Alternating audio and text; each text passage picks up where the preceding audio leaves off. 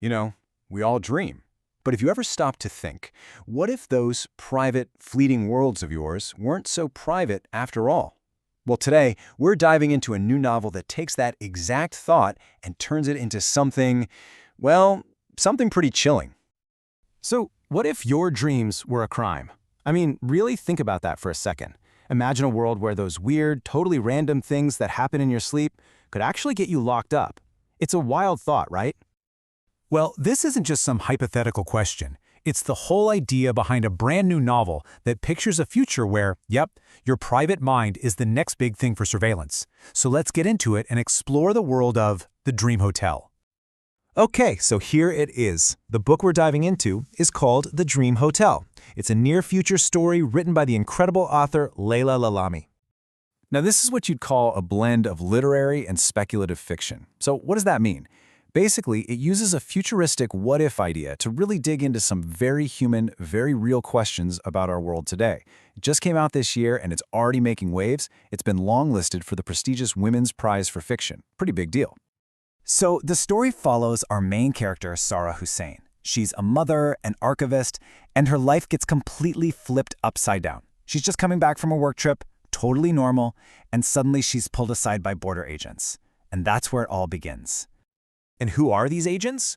They're from an agency called the RAA, or the Risk Assessment Administration. Now, this is a fictional government body, but get this. Their whole job is to analyze data from, like, your fitness tracker or sleep monitor. And then an algorithm, it calculates how much of a risk you are to society, all based on what you dream about. Seriously. So you can imagine what starts out as what seems like just a routine stop. It spirals into something way, way more sinister for Sara.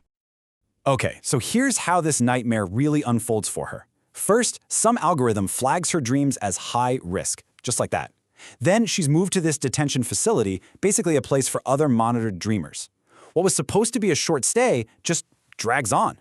It becomes this bureaucratic mess with rules that keep changing and nobody seems to care. It goes from a simple misunderstanding to a real fight for her identity, for her own personhood. But you know, beyond just the plot, which is super gripping, the novel is really digging into some of the biggest anxieties we're all dealing with right now.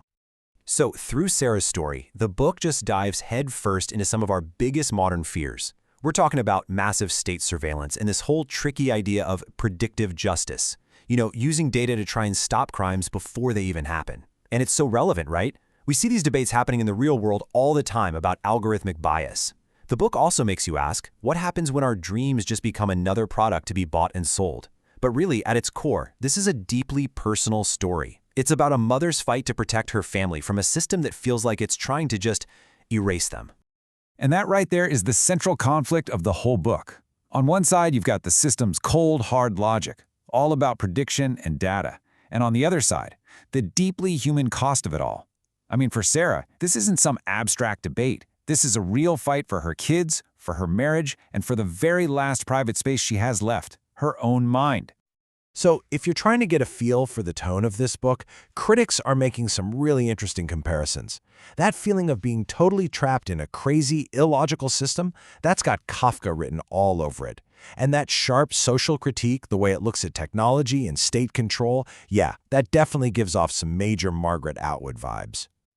All right, so after all that, is this book for you? Should you put The Dream Hotel on your list?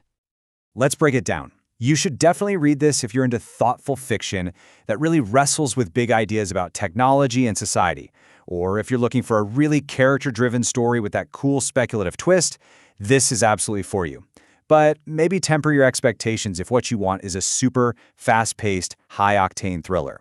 The tension here is more of a slow burn, you know? It's built on moral and bureaucratic pressure, not so much on car chases.